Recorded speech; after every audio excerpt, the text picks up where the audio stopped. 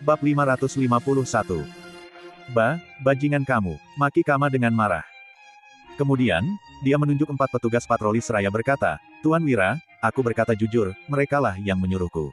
Petugas patroli ini membunuh Pak Patli, petugas patroli itu membunuh Pramadana. Mereka berempat melecehkan Kak Siska, lalu membunuhnya juga. Tinju Wira terkepal dan urat nadinya menonjol karena marah. Dia memandang keempat orang itu seolah-olah melihat orang mati, lalu berkata dengan penuh penekanan, tangkap mereka hidup-hidup. 4 veteran pasukan Zirah Hitam segera maju. Keempat petugas patroli itu menghunus pedang mereka. Namun, begitu mereka mengangkat pedang ekor kerbau, pedang Treksa sudah menempel di leher mereka. Agra dan petugas patroli lainnya mengacungkan pedang mereka, tetapi begitu melihat 20-an veteran pasukan Zirah Hitam, Danu, dan David, mereka hanya bisa membeku sambil mengernyit. Detik berikutnya, mereka berempat dikawal oleh veteran pasukan Zirah Hitam dan dipaksa berlutut di depan Wira. Wira memandang keempat orang itu tanpa ekspresi dan berkata, aku hanya ingin tanya satu hal, siapa yang memerintahkan kalian melakukan ini? Keempat petugas patroli ini bertekad untuk tutup mulut. Wosh, wosh. Para veteran pasukan Zirah Hitam mengayunkan pedang mereka. Setiap kali diayunkan, pedang Treksa memotong satu jari para petugas patroli. Beberapa saat kemudian, mereka berempat sudah kehilangan 5 jari. Tampaknya, jari tangan yang lainnya pun tidak akan bisa dipertahankan. Salah satu petugas patroli berseru, Pak Agra yang menyuruh kami. Dia menjanjikan promosi dan uang banyak setelah kami melakukan pekerjaan kotor ini. Wira menoleh pada Agra dan berkata, Pak Agra, sekarang giliranmu untuk menjelaskan, kenapa kamu memfitnahku. Semuanya, lawan mereka sekuat tenaga. Seru Agra sambil menggertakkan gigi. Dia segera menghunus pedangnya dan berusaha keluar dari kepungan para veteran pasukan Zirah Hitam. Tugas kotor ini diperintahkan oleh prefektur. Jika Agra membocorkan hal ini di depan umum, dia pasti tidak akan selamat meski kembali ke kota. Wosh, wosh. Para petugas patroli menghunus pedang mereka, lalu bertarung sekuat tenaga. Namun, para petugas patroli ini biasanya hanya berurusan dengan pencuri kecil dan rakyat biasa. Mereka jelas bukan tandingan para veteran pasukan Zirah Hitam yang berpengalaman dalam banyak pertempuran. Alhasil, mereka semua berhasil ditundukkan dalam sekejap. Wira melirik pada salah seorang veteran pasukan Zirah Hitam. Krak, krak, krak. Veteran pasukan Zirah Hitam itu langsung mematahkan kedua lengan Agra dan salah satu kakinya. Si kepala petugas patroli kota pusat pemerintahan Lokana ini akhirnya tidak bisa menahan diri untuk berkata, kamu jelas-jelas tahu siapa yang ingin menindasmu. Kenapa kamu masih memaksaku mengatakannya? Apa itu ada artinya? Ada.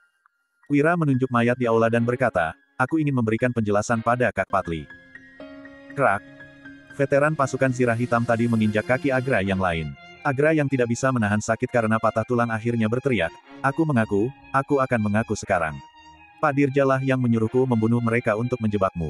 Aku juga terpaksa, tolong ampuni aku. Orang-orang di sekitar saling memandang dengan syok. Tidak ada yang menyangka bahwa prefektur kota pusat pemerintahan Lokana adalah dalang di balik masalah ini. Dirja, geram Wira. Meskipun dia tahu bahwa Dirja adalah pelaku utamanya, saat ini hati Wira tetap dipenuhi dengan niat membunuh. Dadanya kembang kempis karena amarah, lalu dia mengibaskan tangannya dan berujar, kirim mereka semua untuk menghadap Kak Patli. Wosh, wosh. Para veteran pasukan Zirah Hitam ini tertegun sejenak, tetapi mereka segera menebaskan pedang tanpa ragu. 5 pedang yang bersinar dingin ditebaskan serentak. Kama dan keempat petugas patroli langsung dipenggal. Darah mengalir dan kepala berguling ke samping, lalu kelima mayat tanpa kepala itu roboh ke tanah. Penduduk desa tercengang kaget. Wira sudah membunuh pejabat, apa dia berniat memberontak? Agra yang syok pun berkata dengan suara bergetar, berani sekali kamu membunuh pejabat. Apa kamu ingin memberontak? Ini adalah kejahatan serius. Besar sekali nyalimu. Hati Danu dan David juga terasa muram. Membunuh pejabat sama artinya dengan melakukan pemberontakan. Hukuman atas kejahatan serius itu adalah pembantaian seluruh keluarga. Ucapan Agra memang benar, tetapi jika Wira meminta mereka untuk bertindak, mereka tidak akan pernah ragu-ragu. Wira melirik Agra sekilas dan berkata, habisi juga dia. David berjalan menghampiri Agra dengan membawa pedang. Agra langsung bersujud dan memohon belas kasihan dengan air mata berlinang. Tuan Wira, aku bersalah. Mohon ampuni aku juga dipaksa. Tepat saat David hendak memenggal kepala Agra, seorang veteran pasukan Zirah Hitam mendadak datang dengan menunggang kuda dan berseru, gawat, Tuan Satria datang dengan pasukannya. Jarak mereka tinggal 1,5 km jauhnya dari sini. Ekspresi David dan sekelompok veteran pasukan Zirah Hitam ini sontak berubah. Jika mereka memiliki baju zirah dan busur, mereka tidak akan takut meski bertarung melawan ratusan atau bahkan ribuan pasukan komando daerah. Namun, sekarang mereka kurang persiapan untuk melindungi Wira. Begitu mendengar bahwa Satria sudah datang, Agra seketika terbahak dan berkata dengan ekspresi keji, "Hahaha, Jenderal Satria sudah datang. Wira, bukannya kamu mau membunuhku barusan? Ayo, coba saja, bunuh aku dan kita lihat apa yang akan terjadi padamu." Bab 552. Para penduduk dusun menundukkan kepala dan terdiam.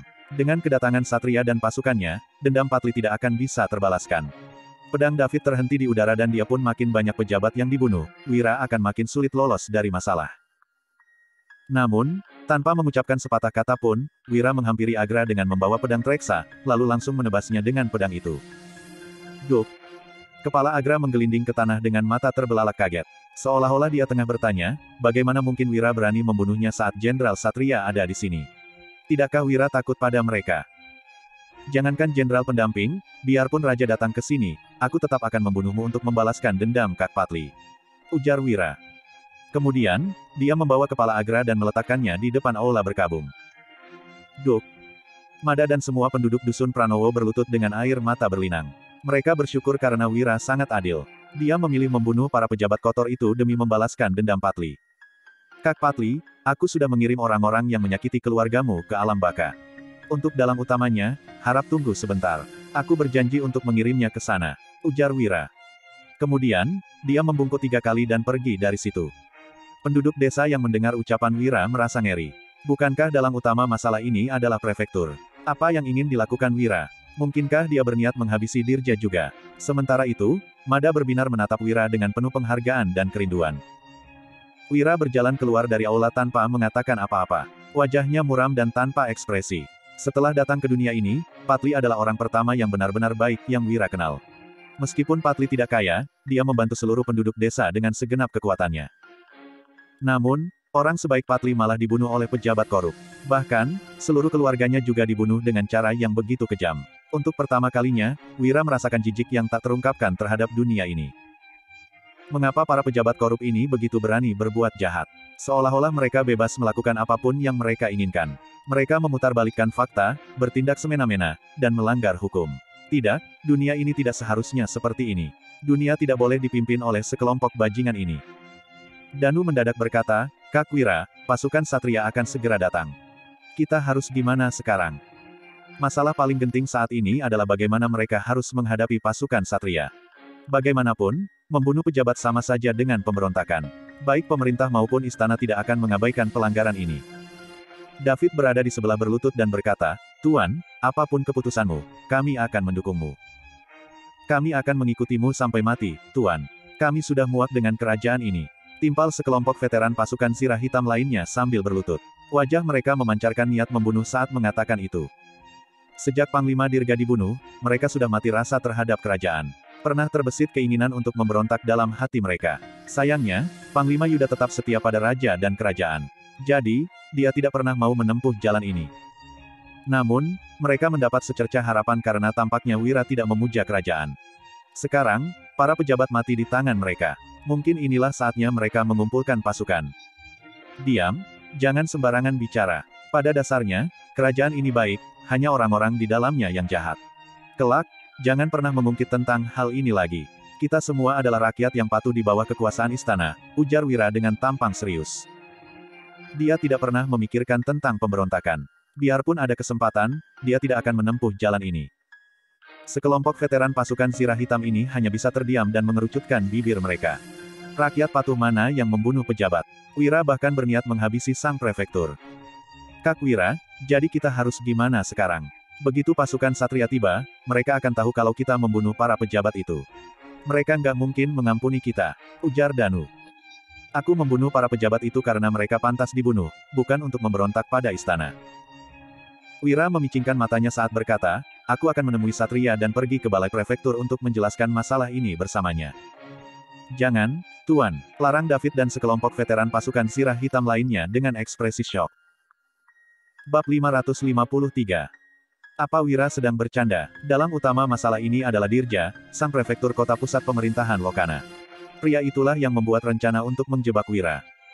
Sekarang, Dirja telah mendapatkan kelemahan Wira karena Wira membunuh para pejabat. Jika dia pergi ke balai prefektur, itu sama seperti seekor domba yang mengantar nyawa ke mulut harimau. Danu juga melarang, nggak boleh, Kak Wira. Kami nggak bisa membiarkanmu pergi ke balai prefektur. Itu terlalu berisiko. Wira menjelaskan sabar, yang diinginkan Dirja adalah uang. Selama dia belum mendapatkan uang itu, aku nggak akan dalam bahaya. Setelah memikirkannya sejenak, semuanya sependapat. Namun, mereka tetap saja David berkata dengan suara rendah, Dirja itu sangat serakah. Tuan, kalau dia menggenggam kelemahan sebesar ini, takutnya dia nggak akan pernah melepasmu, nggak peduli berapa banyak uang yang kamu berikan padanya. Wira menjawab dengan sorot mata kelam, aku nggak berniat meminta Dirja mengampuniku, apalagi memberinya uang. Aku ke sana untuk mengirim pria itu ke tempat dia seharusnya berada dan membuat dia menebus semua kesalahannya. Sadar bahwa Wira sudah menyusun rencana, David dan para veteran pasukan Zirah Hitam itu mengepalkan tangan mereka dan berujar, Tuan, mohon berikan perintah. Setiap kali Wira beraksi, dia selalu mengejutkan semua orang dengan rencananya yang tak terduga dan luar biasa. Rencana Wira kali ini juga pasti sudah dipikirkan matang-matang. Wira berkata, Paman David, keluarkan 3 barang dari kompartemen rahasia keretaku. Bawa benda-benda itu ke Ngarai Naga Biru dan berikan pada Mary. Pak Putu akan tahu apa yang harus dia lakukan. Saat di Kabupaten Hiloka sebelumnya, Wira sudah tahu bahwa dalam masalah ini adalah Dirja. Dia pun membuat persiapan untuk berjaga-jaga. Metode ini terlalu brutal dan berbahaya, bahkan berisiko mendatangkan kecaman dari semua orang. Jadi, Wira sama sekali tidak berniat menggunakannya, ini hanya opsi terakhir baginya untuk melindungi diri. Tak disangka, Dirja bertindak begitu kejam sehingga Wira terdorong untuk membalasnya dengan cara yang sama kejamnya. Aku mengerti, sahut David sambil mengangguk. Ketiga benda itu adalah barang-barang yang dibuat orang-orang Dusun Dharma di atas perintah Wira setelah dia kembali dari Kabupaten Pirola. Selama ini, ketiga benda itu disimpan dan disembunyikan rapat-rapat di dalam kereta Wira. Bahkan, David pun tidak tahu benda apa itu. Wira menoleh pada seorang veteran pasukan Zirah Hitam lainnya dan berkata, Paman Yaslan, bawa yang lainnya kembali ke Dusun Darmadi. Saat Kak Putro bertanya, katakan padanya kalau kamu kembali untuk mengambil uang demi menebusku. Aku mengerti, sahut Yaslan sambil mengangguk. Melihat semua orang diberikan tugas, Danu pun bertanya, Kak Wira, apa yang harus kulakukan? Kamu harus belajar menggunakan benda ini secepat mungkin. Kalau enggak, Satria akan menangkap kita semua. Jawab Wira sambil mengeluarkan 2 kotak berbeda ukuran dari kantong pelana. Kedua kotak ini berisi benda-benda aneh, yang satu panjang dan satunya pendek, yang satunya dari pipa besi dan yang lainnya dari kayu. Sekelompok veteran pasukan Zirah Hitam ini mengelilingi Wira dan mengernyit. Tidak ada satupun dari mereka yang mengenali benda-benda itu. Danu bertanya dengan penasaran, Kak Wira, apa ini? Dia pernah melihat 2 kotak ini sebelumnya. Keduanya adalah hasil kerja keras Suryadi dan Emran Malam yang diberikan pada Wira sebelum mereka pergi. Namun, Wira tidak pernah membuka 2 kotak itu. Jadi, Danu tidak tahu apa isinya. Wira menarik napas dalam-dalam dan menjawab, senjata. Para pejabat kecil ini cukup kejam, menggunakan cara sebejat ini untuk menjebak pria itu. Dengan begini, biarpun para sarjana provinsi itu kembali, mereka nggak akan berani menangani kasus ini. Ujar Satria yang sedang menunggangi kuda. Wajahnya terlihat angkuh, seolah-olah dia baru saja membalas dendam besarnya. Saat ini, jaraknya hanya 1,5 km jauhnya dari Dusun Pranowo. Kemarin, Wira membuat jebakan dan membuat Satria dipermalukan di hadapan sekelompok sarjana provinsi. Sekarang, Satria sudah mengetahui rencana Agra yang membunuh satu keluarga demi menjebak Wira. Kini, setelah Wira terlibat dalam kasus pemerkosaan dan pembunuhan, siapa yang masih berani membelanya? Tugas Satria lebih sederhana. Setelah Agra selesai dengan penyelidikan palsunya, Satria akan mengerahkan pasukan untuk menangkap Wira dan rombongannya. Demi tujuan ini, Satria sudah membuat banyak persiapan dan membawa 500 prajurit paling elit dari pasukan komando daerahnya. Selain mengenakan baju zirah, 200 orang di antaranya membawa busur dan 300 sisanya memegang perisai. Sekuat apapun lawan, Wira dan orang-orangnya tidak mungkin bisa menandingi mereka. Bab 554. Satria akan menangkap Wira, lalu menyiksanya habis-habisan untuk membalas dendam tempo hari. Saat memikirkan hal ini, Satria tersenyum tipis, yakin bahwa semua berada dalam kendalinya. Duar. Tiba-tiba terdengar bunyi keras dari Dusun Pranowo yang mengagetkan orang-orang. Apa yang terjadi? Bunyi petirkah itu? Gak ada tanda apa-apa di langit. Ujar Satria. Dia menghentikan laju kudanya, lalu memandang Dusun Pranowo di kejauhan, baru mengalihkan pandangan ke langit. Duar, duar. Terdengar 2 bunyi keras lagi. Kuda-kuda sontak meringkik ketakutan. Para prajurit pasukan komando daerah juga gugup dan tidak bisa menahan diri untuk berspekulasi. Merasa ada yang tidak beres, Satria pun memberi perintah dengan ekspresi muram, "Ayo, kita pergi lihat." Agra sudah memimpin petugas patroli ke Dusun Pranowo, tetapi mereka masih belum keluar setelah sekian lama. Hal ini membuat Satria merasa ada yang tidak beres. Lagi pula, memangnya perlu berapa lama untuk berpura-pura melakukan penyelidikan? Dia seharusnya sudah keluar dari tadi. Satria dan pasukannya bergegas ke Dusun Pranowo. Di tengah perjalanan, mereka kembali mendengar 4 bunyi keras yang mengagetkan. Kening 500 pasukan komando daerah ini dibasahi keringat, bahkan Agra pun mulai merasa tegang. Bunyi ini sangat keras, seperti sambaran petir di langit cerah. Namun, sama sekali tidak ada guntur di langit. Ini benar-benar aneh. Jika bukan karena Agra berada di Dusun Pranowo dan masalah ini akan memengaruhi karir masa depannya, Satria tidak mungkin memaksakan diri untuk maju. Setelah tiba di Dusun Pranowo, Satria menggertakkan gigi dan mengayunkan pedangnya seraya memerintah, "Masuk dan periksa apa yang terjadi." Beberapa prajurit pun memberanikan diri masuk ke dusun. Tiba-tiba, sekelompok petugas patroli keluar terlatih-tatih sambil berseru, "Wira membunuh pejabat. Dia mau memberontak." "Apa? Wira membunuh pejabat?" Satria turun dari kudanya, lalu menghentikan seorang petugas patroli dan berkata, "Apa maksudmu dengan Wira membunuh pejabat? Apa yang terjadi di dusun? Mana Agra?" Petugas patroli muda yang dibebaskan itu menjawab sambil menangis, "Wira sudah mengetahui perbuatan Pak Agra, lalu dia membunuh Pak Agra." "Jenderal Satria, cepat ke sana." Pak Agra mati dengan mengenaskan, Wira benar-benar brutal. Mata Satria berbinar saat bertanya, "Wira membunuh Agra. Apa kamu melihatnya dengan mata kepalamu sendiri?" Petugas patroli muda itu menjawab dengan suara bergetar, "Ya, kami semua melihatnya dengan mata kepala sendiri. Wira nggak cuma membunuh Pak Agra, tapi juga membunuh para petugas patroli yang mengikuti Pak Agra. Dia sudah membunuh 5 orang sekaligus." "Bagus." Satria berujar dengan ekspresi gembira, "Semuanya, ayo jalan. Ikuti aku ke desa dan tangkap Wira, orang yang sudah membunuh pejabat itu." Tanpa perlu menyebutkan masalah pembunuhan di Dusun Pranowo, Wira sudah bisa diadili dengan tuntutan sah karena membunuh pejabat. Tidak akan ada yang bisa memohon belas kasihan baginya. Membunuh sama saja dengan pemberontakan. Itu adalah kejahatan serius yang bisa mengakibatkan seluruh keluarga dibantai. Sekarang, Wira sudah membuat kesalahan besar, dia tidak mungkin bisa berbuat macam-macam lagi. Selain itu, tidak akan ada lagi yang berani membelanya. Satria dan 500 pasukan bersenjata langsung berjalan memasuki Dusun Pranowo. Di tengah perjalanan, Satria dan pasukannya berhenti melangkah. Tak jauh dari situ, muncul seorang pemuda bertubuh ramping, mengenakan jubah besar dan berwajah tampan. Hanya saja, sorot matanya sangat dingin, seolah-olah dia haus darah. Satria mengangkat kepalanya tinggi-tinggi dan berkata dengan angkuh, "Wira, kamu pasti nggak menyangka akan jatuh begitu cepat ke tanganku. Berani sekali kamu membunuh 5 pejabat. Ini adalah kejahatan serius. Aku akan menangkapmu sekarang juga. Aku mau lihat siapa yang bisa membantumu kali ini." Pasukan Satria perlahan maju mendekati Wira. Wira mendengus dan berkata, "Satria, apa kamu sempat berpikir, kenapa aku berani menemuimu setelah membunuh 5 pejabat? Mungkinkah aku nggak takut tertangkap?" Kamu," seru Satria. Saat mengingat jebakan Wira kemarin, Satria berniat untuk mundur. Namun, begitu memikirkan fakta bahwa kelemahan Wira sudah di tangannya, dia kembali membusungkan dada dan berkata, "Wira, aku nggak tahu apa yang kamu rencanakan. Tapi, kali ini dewa pun nggak bisa menyelamatkanmu. Pasukan, tangkap dia." Mendengar perintah itu, sekelompok prajurit kembali mendekati Wira. Bab 555. Sorot mata Wira berubah menjadi suram, lalu dia berkata, "Satria, apa kamu sudah memikirkannya baik-baik? Begitu mereka mendekatiku dalam jarak 3 meter, kamu akan segera mati tak bersisa." Satria melihat sekeliling dengan acuh tak acuh. Kemudian, dia berkata sambil tersenyum merendahkan, "Kamu hanya ingin menakut-nakutiku. Aku memakai zirah. Selain itu, nggak ada busur dan anak panah apapun dalam jarak 30 meter. Bagaimana bisa kamu melukaiku?" Namun, Wira malah tersenyum dingin sambil berkata, "Dulunya, Raja Tanui juga berpikir seperti kamu."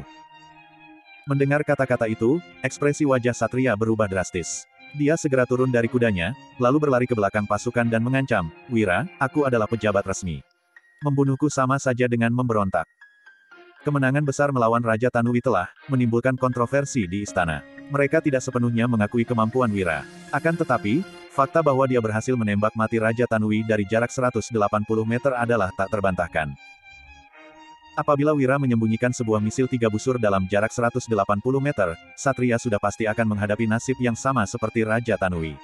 Selain itu, suara letusan keras tadi juga membuat Satria curiga bahwa itu berkaitan dengan pemuda ini. Wira agak bingung. Dia benar-benar tidak menyangka bahwa hanya dengan menyebut Raja Tanui, akan ketakutan seperti itu. Dengan begitu, Wira tidak perlu mengungkapkan senapan batu apinya sekarang. Kemudian, Wira berkata dengan wajah yang penuh amarah, "Hah, aku bahkan berani membunuh pejabat. Lagi pula, aku sama-sama akan dijatuhi hukuman mati, membunuh pendamping sepertimu juga nggak ada bedanya. Selain itu, kamu juga berkontribusi untuk memaksaku sampai ke titik ini. Aku hanya mengadangmu kemarin. Insiden hari ini nggak ada hubungannya denganku," ucap Satria dengan ekspresi bersedih. Dia meminta para prajurit mengelilinginya, sementara matanya menatap sekeliling dengan ketakutan. Satria adalah seorang jenderal di medan perang dan pernah mendengar tentang kematian Raja Tanui. Dia tahu betul betapa kuatnya misil 3 busur. Benda itu bisa menembus sirah dan menancapkan musuh pada kereta perang komando dari jarak 180 meter. Mereka bahkan bisa membunuh seseorang dari 300 meter jauhnya. Wira tidak sependapat dengannya sehingga bertanya, "Nggak ada hubungan. Lalu, kalau bukan untuk menangkap kami, untuk apa kamu membawa pasukan ke sini?" Wira melanjutkan dengan ekspresi kesal, "Kamu pikir dengan bersembunyi di balik barisan prajurit dan menggunakan mereka sebagai tameng hidup, kamu akan bisa menghindari panah dari misil 3 busur. Bahkan, Raja Tanui saja tewas tertembak olehnya, orang sepertimu. Siapapun yang ingin mati bersama Satria, silakan tetap berada di sekitarnya." Begitu mereka mendengar tentang senjata yang digunakan menewaskan Raja Tanui, kerumunan prajurit menjadi kacau. Para prajurit bersosok kekar itu tampak berlarian ke sana kemari. Tidak ada yang ingin menjadi tameng hidup. Apalagi, dikatakan bahwa anak panah misil 3 busur yang digunakan untuk membunuh Raja Tanui mampu menembus puluhan orang. Biasanya, Satria juga tidak peduli dengan nasib mereka. Hanya orang tidak waras yang akan bersedia menjadi tameng hidupnya. Tanpa tameng hidup, keringat dingin sontak bercucuran di dahi Satria. Dia berbicara dengan gugup, "Wira, tolong jangan gegabah. Dengan membunuh beberapa pejabat, kamu seharusnya dijatuhi hukuman mati, bukan pemberontakan." Satria menjelaskan, "Tapi, para pejabat itu sudah membunuh keluarga Patli. Jadi, mereka memang sudah sepantasnya dihukum. Selama penanganan kasus ini dilakukan dengan baik, kamu nggak akan mendapat masalah. Kamu sama sekali nggak perlu mengambil risiko seperti ini. Tapi, kalau kamu membunuhku, itu akan menjadi masalah yang sangat serius. Aku adalah seorang jenderal pendamping tingkat kelima dan pejabat resmi yang diangkat oleh istana. Membunuhku sama dengan memberontak. Tolong jangan bertindak gegabah. Jelas Satria." Raut wajah Wira terlihat agak ragu, lalu dia berkata, "Apakah yang kamu katakan benar? Apa kamu nggak menipuku? Benarkah bisa dianggap seperti itu?" "Benar," tegas Satria. Setelah meyakinkan Wira, Satria sontak merasa lega. Setelah itu, dia melanjutkan, "Bagaimana kalau kita berbicara secara pribadi? Aku akan memberitahumu bagaimana cara mengatasinya." "Baiklah," jawab Wira yang langsung berjalan mendekati Satria.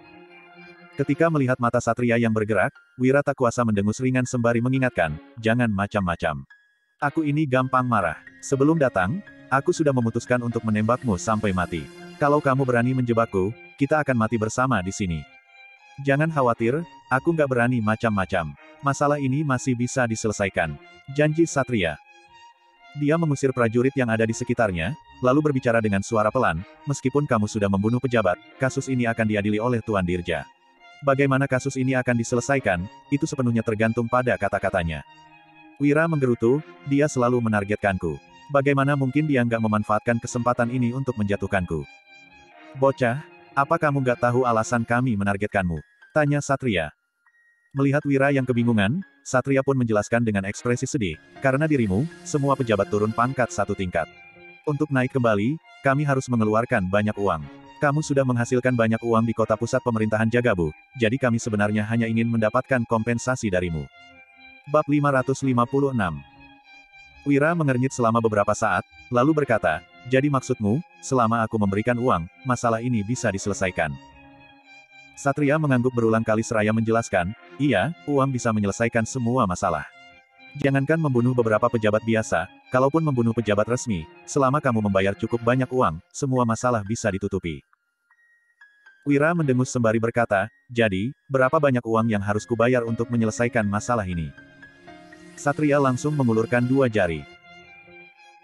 Melihat reaksi Wira yang terkejut, dia segera menjelaskan, "Tuan Wira, untuk memulihkan tingkatan pangkat, aku dan Tuan Dirja memerlukan 500 juta gabak. Kalau ingin naik lebih tinggi lagi, kami memerlukan setidaknya 100 juta gabak lagi." Selain itu, untuk membungkam mulut para keluarga petugas patroli, kami juga harus membayar lebih banyak uang, mungkin dibutuhkan beberapa puluh juta lagi. Jadi, totalnya mungkin 2 miliar gabak. Itu benar-benar nggak banyak. Jelas Satria. Wira sontak mengernyit dalam diam. Uang 2 miliar gabak memang tidak banyak. Bahkan, pajak 1 tahun di kota pusat pemerintahan Lokana mungkin tidak mencapai 2 miliar gabak. Jelas, pejabat yang serakah ini ingin menggali keuntungan dari Wira melalui kesempatan ini. Satria terus mencoba untuk meyakinkan dengan berkata, Tuan Wira, coba pikirkan baik-baik. Kamu memiliki banyak bisnis yang menghasilkan uang, seperti gula kristal, pedang treksa, dan sabun. Semuanya menghasilkan lebih dari 10 miliar gabak per tahunnya. Kalau kamu pergi ke pegunungan dan berlindung di sana, kepada siapa kamu akan menjual barang-barang ini? Satria menimpali, jadi, cukup dengan membayar sejumlah kecil uang untuk menyelesaikan masalah ini, kita bisa berdamai. Setelah itu, kamu bisa terus menghasilkan uangmu dan kami bisa menjalankan tugas kami sebagai pejabat. Cara ini menguntungkan kedua belah pihak, bukan? Wira akhirnya setuju, seolah-olah telah terpengaruh oleh argumen Satria.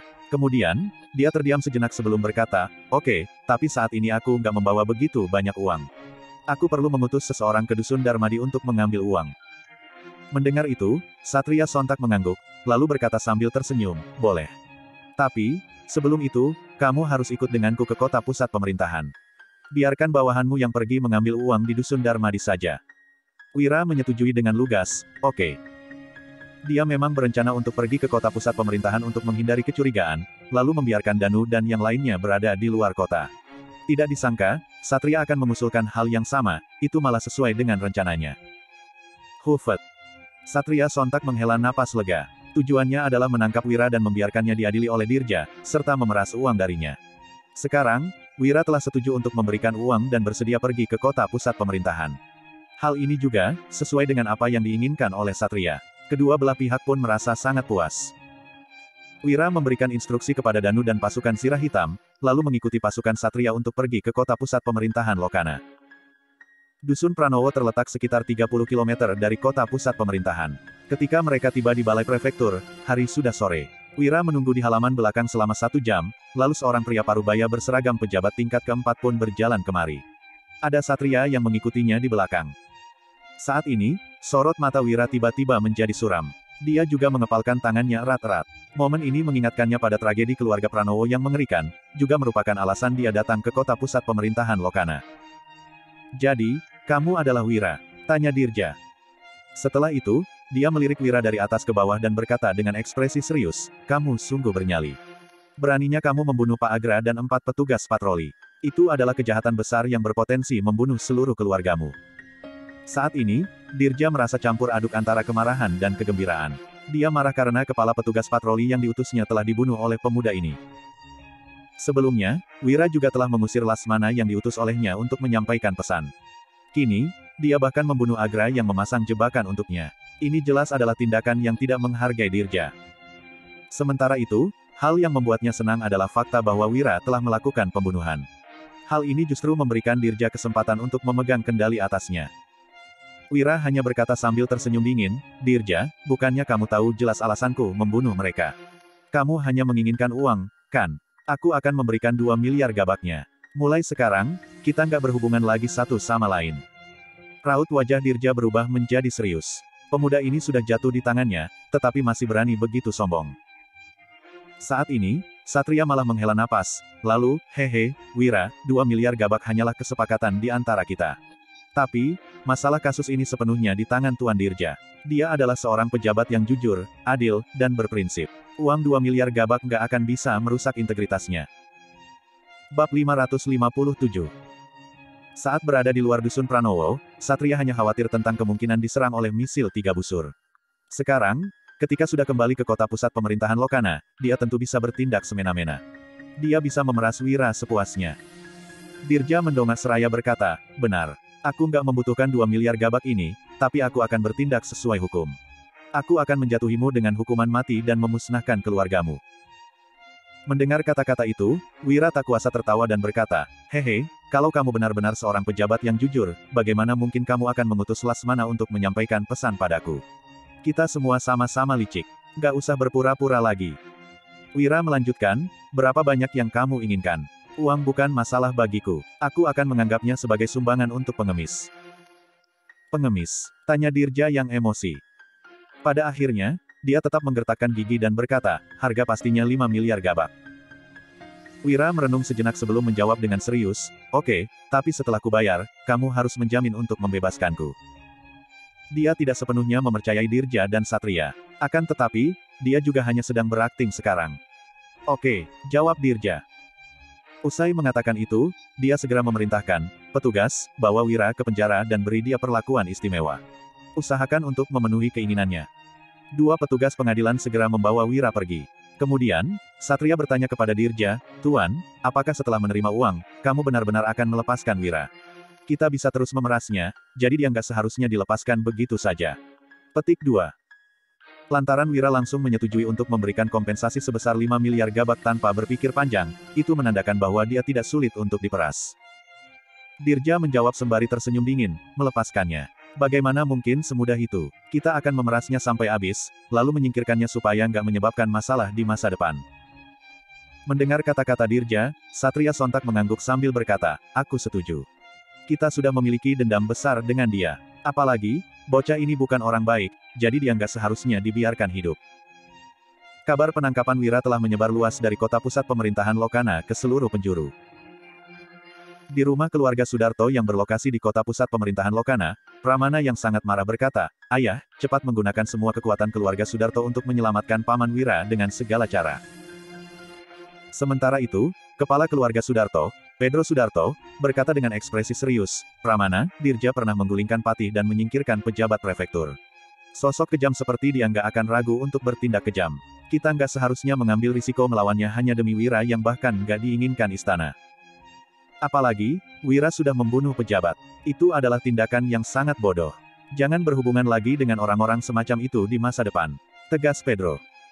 Pramana mengernyit sembari membantah, ayah, Paman Wira bukanlah orang biasa. Dia memiliki bakat dan kecerdasan yang luar biasa. Lihatlah bagaimana sosok hebat seperti guruku mengakui kemampuannya dan menganggapnya sebagai seorang saudara. Itu adalah bukti kehebatannya. Aku pernah melihat bakatnya yang luar biasa itu. Pramana menjelaskan, dia jauh melampaui guru dan sama sekali bukan pionnya. Mengenai tindakan membunuh seorang pejabat, itu hanya menunjukkan bahwa dia memiliki integritas dan prinsip. Kalau kita memberikan bantuan kepada orang seperti Paman Wira ketika dia berada dalam kesulitan, dia akan memberikan imbalan yang jauh lebih besar di masa depan. Pramana masih berusaha meyakinkan ayahnya dengan berkata, lihatlah keluarga Gumilar, mereka dulunya bahkan kesulitan untuk bertahan hidup, tapi sekarang mereka memiliki kekayaan miliaran gabak berkat bantuan Paman Wira. Selain itu, mengenai Dirja, dia hanyalah seorang prefektur biasa. Dia mungkin hanya bisa menjabat selama beberapa tahun lagi. Keluarga Sudarto bukanlah keluarga kecil. Kita nggak perlu takut pada trik murahannya. Selain itu, aku yakin bahwa Paman Wira sudah menyiapkan rencana balas dendam kalau terjadi sesuatu. Nggak lama lagi, Dirja pasti akan menerima konsekuensi atas perbuatannya sendiri. Timpal Pramana.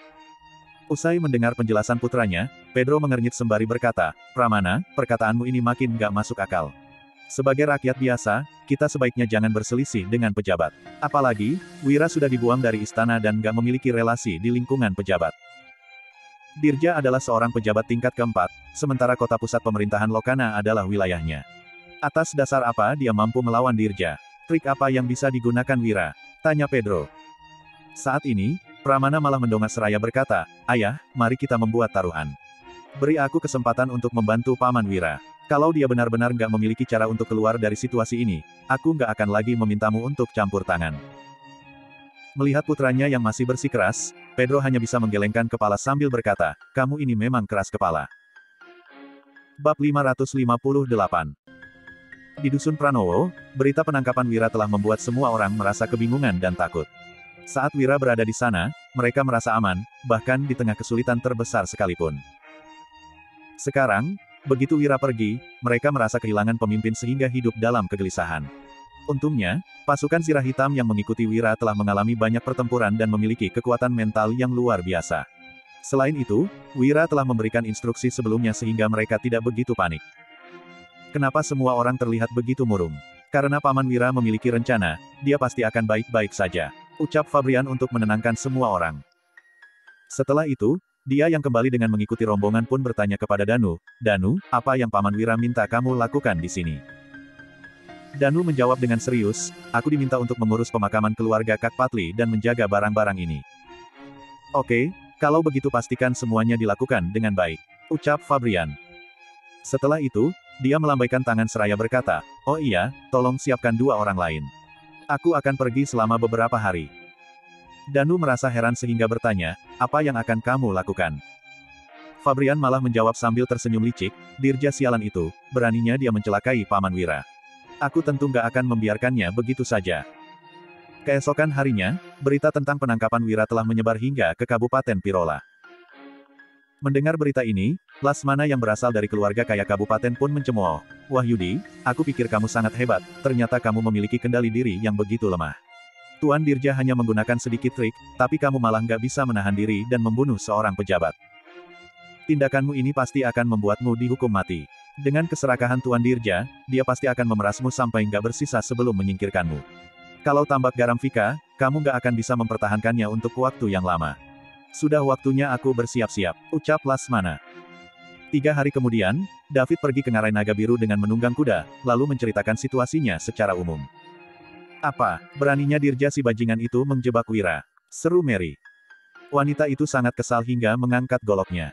Kemudian, dia melanjutkan dengan nada tinggi, cepat kumpulkan pasukan di gunung, kita akan pergi ke kota pusat pemerintahan Lokana dan membunuh pejabat sialan itu. Berdasarkan kekuatan Ngarai Naga Biru saat ini, mereka mampu menyerang 2 kota dan mencapai luar tembok kota pusat pemerintahan Lokana. Itu bukanlah sesuatu yang sulit. Saat ini, Kepala Aliansi Rute Dagang Asri, Jamal, membawa 2 kapak datang untuk menimpali, kita akan menyerbu kota pusat pemerintahan Lokana dan menyelamatkan Tuan Wira. Mari kita menjadi lebih kuat dan lebih besar. Pejabat keparat itu sudah keterlaluan. Ayo, kita melawannya. Ucup, Junet, dan Jaka tampak sangat bersemangat. Saat ini, Aliansi Rute Asri telah didirikan. Tugas utama mereka bukan lagi merampok, melainkan melatih pasukan. Setelah lebih dari sebulan pelatihan, mereka merasa bahwa pasukan mereka sudah cukup kuat dan siap untuk melawan pasukan kekaisaran. Mereka telah lama ingin mengambil alih sebuah prefektur. Saat ini, Putu segera menghentikan mereka dengan berkata, para sekalian, tolong jangan gegabah. Apa kalian lupa syarat pertama untuk melakukan teknik tingkat tinggi? Sekarang masih belum saatnya. Teknik tingkat tinggi, seru David yang terkejut mendengarnya. Wira benar-benar telah memikirkan pemberontakan dan mengungkapkan cara melakukannya kepada para perampok gunung ini. Kini, dia merasa gugup dan khawatir. Meskipun memiliki niat untuk memberontak, David tidak akan pernah melakukannya jika tidak terpaksa. Syarat pertama dari teknik tingkat tinggi adalah negara mengalami bencana besar. Kelima orang tersebut sontak mengingat apa yang dikatakan Wira pada malam itu. Mereka pun menjadi lebih tenang sekarang. Saat ini, Mary mengernyit sembari berkata, tapi bagaimana dengan Wira? Kita nggak mungkin hanya duduk diam dan membiarkannya dicelakai pejabat sialan itu, kan? Karena Tuan Wira sudah mengutus Tuan David kemari, dia pasti sudah memiliki rencana. Ucap Putu. Kemudian, dia mengalihkan pandangan ke arah David, lalu berkata sambil mengelus jenggotnya. Tuan David, perkataanku benar, kan? Setelah itu, David menyerahkan sebuah tas yang berat kepada Putu, lalu berkata, Tuan Wira hanya menyuruhku untuk memberikan ini kepada. Dia nggak menitip pesan apapun dan hanya mengatakan bahwa kamu akan tahu apa yang harus dilakukan. Putu segera membuka tas itu. Begitu melihat isinya, dia sontak berkata, patung tembaga. Semua orang yang melihat benda itu pun terdiam. Bab 559. Terdapat ukiran tulisan pada 3 patung tembaga yang usang dan berkarat. Di sampingnya juga ada selembar surat. Mary, Jamal, Ucup, Jupiter, dan Blackie saling bertatapan. Putu membuka surat dan membacanya, lalu melihat tulisan di patung tembaga. Dia memukul pahanya dan berujar, Tuan Wahyudi memang pintar. Trik ini sangat kreatif dan hebat. Dirja pasti akan mati tragis kalau terjebak trik ini. Jamal yang tidak bisa membaca bertanya, Tuan Putu, sebenarnya apa yang tertulis di surat dan patung tembaga? Mary, Ucup, Jupiter, dan Blackie yang buta huruf memelotot. Putu menjelaskan rencananya secara garis besar, lalu mereka semua gemetaran setelah mendengarnya. Salah satu dari mereka berkomentar, Tuan Wahyudi memang jahat. Dia langsung melancarkan jurus mematikan begitu turun tangan. Mary mengatupkan bibirnya dan berujar, pencuri ini memang jahat sekali. 4 hari kemudian, Yaslan memberitahu orang-orang di Dusun Darmadi kabar Wira ditangkap. Lestari, Suryadi, Dian, dan Sony merasa terkejut dan juga marah. Beberapa hari yang lalu, Wira mengutus orang kembali untuk membuat patung tembaga yang tampak usang dan mengukir tulisan. Mereka tahu Dirja meminta sogokan. Siapa sangka, baru beberapa hari saja, ternyata Dirja begitu licik sampai-sampai membunuh satu keluarga untuk mengambing hitamkan Wira. Berdasarkan sifat Wira, semua orang di Dusun Darmadi juga tahu Wira ingin membunuh pejabat demi membalas dendam Patli. Meskipun mereka semua merasa perbuatan ini benar, membunuh pejabat adalah kesalahan yang fatal. Putro memelotot dan berujar, pejabat itu memang harus dibunuh. Patli begitu baik, tapi sekelompok pejabat licik malah mencelakainya. Jadi, sudah semestinya Wahyudi membalas dendam Patli dan ini namanya menegakkan keadilan. Siapapun yang punya hati nurani nggak boleh menentang hal ini. Dian tersenyum getir dan menimpali, Tuan Putro, aku tahu perbuatan Tuan Wira memang benar. Tapi, membunuh pejabat itu kesalahan fatal. Putro mendengus dan menyahut, apanya kesalahan fatal? Perbuatan ini sama sekali nggak salah. Kalian semua nggak perlu khawatir. Aku akan pergi ke kota pusat pemerintahan Lokana supaya Dirja tahu siapa nggak boleh menindas saudaraku meskipun aku sudah mengasingkan diri. Malam itu, sebuah kereta kuda meninggalkan Dusun Darmadi dan surat-surat bertebaran. Di taman bunga kediaman keluarga Barus, Farel merangkul pinggang gadis berpakaian ungu dan menyentuh wajahnya sembari berujar, wanita cantik bukan hanya membuat orang terlena, tapi juga mematikan. Belani yang sudah terbiasa dengan sindiran Farel menimpali dengan ekspresi masam, kamu nggak bisa serius, ya. Penasihat militer berbakat yang kamu incar membunuh 5 pejabat di kota pusat pemerintahan Lokana, lalu ditangkap dan dipenjara oleh Dirja. Farel tersenyum dan berkata, dia membunuh pejabat demi seorang sarjana kabupaten yang baru dikenalnya, benar-benar setia kawan. Tapi, aku nggak percaya orang seperti dia bersedia menyerah. Dia pasti menyiapkan jalan keluar. Apa ada kabar lain? Belani mengernyit dan menjawab, ada. Sekarang, ada rumor yang beredar di kota pusat pemerintahan Lokana. Apa? Ujar Farel. Dia tertegun sejenak, lalu melanjutkan, aku benar-benar ingin membelah kepalanya untuk melihat otaknya. Bisa-bisanya dia memikirkan rencana yang begitu berbahaya. Kreatif sekali. Belani berujar, tapi, menurutku, rumor ini nggak cukup untuk menjatuhkan Dirja. Farel tersenyum dan berucap, tentu saja nggak bisa. Tapi, orang itu sangat jenius. Mana mungkin dia melancarkan trik setengah-setengah. Dia pasti menyiapkan trik lain, kita tunggu saja. Belani mengernyit dan bertanya, jadi, kita nggak melakukan apapun. Farel menjepit dagu Belani dan berucap, kamu mau bantu dia, ya. Bukannya kamu mencintai Panglima Yuda. Cepat sekali kamu berpindah ke lain hati. Belani, kenapa dulu aku nggak menyadari ternyata kamu itu wanita genit. Belani menimpali dengan ekspresi marah, jangan bicara sembarangan. Dia temannya Yuda, jadi, aku tentu ingin membantunya kalau dia kesulitan. Farel tersenyum nakal dan menyahut, sudahlah. Marah lagi, aku tahu kamu nggak genit. Kalau mau, kamu boleh membantunya. Rencananya memang cukup bagus, tapi skalanya terlalu kecil. Kita bantu dia perluas lagi. Di kediaman keluarga Linardi yang terletak di kota provinsi, Wulan yang memakai baju putih tampak sangat cantik. Dia bersandar di depan jendela, tetapi wajahnya tampak tirus dan tatapannya sangat muram. Wulan berucap, suamiku. Bab 560. Beberapa hari ini, Wulan menerima 3 lembar surat dari suaminya. Semua isi surat itu membuatnya sakit hati. Awalnya, Wulan curiga bukan suaminya yang menulis surat-surat ini. Namun, keyakinannya mulai goyah saat melihat tulisan tangan yang sama persis di setiap surat. Apa suaminya berniat mencampakkannya lagi seperti dulu? Kalau bukan karena perjalanan pulang sangat merepotkan, Wulan pasti akan kembali ke Kabupaten Uswal dan menanyakan hal ini kepada suaminya. Dia merasa suaminya tidak mungkin berbuat seperti ini. Tiba-tiba, Melati yang diam-diam merasa senang berjalan masuk dan berujar dengan ekspresi marah, Wulan, ada kabar dari Balai Prefektur. Saat menumpang di rumah keluarga Pranowo, pria brengsek itu menodai istri sarjana kabupaten karena melihatnya cantik. Dia juga membunuh semua anggota keluarga Pranowo. Setelah itu, ada 5 pejabat yang menangkapnya, tapi juga dibunuh oleh kaki tangannya. Sekarang, Balai Prefektur Kota Pusat Pemerintahan Lokana sudah menangkap pria brengsek itu. Lanjut Melati. Awalnya, Melati terus menulis surat kepada Wulan dengan menggunakan nama Wira.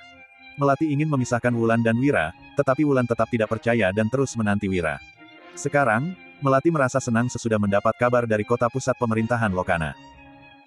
Wulan pasti tidak bisa menerima kenyataan bahwa Wira sudah melakukan hal seperti ini. Kebetulan Melati bisa memanfaatkan kesempatan ini untuk memisahkan Wulan dan Wira. Setelah itu, Melati bisa menikahkan Wulan kepada putra gubernur sebagai selir.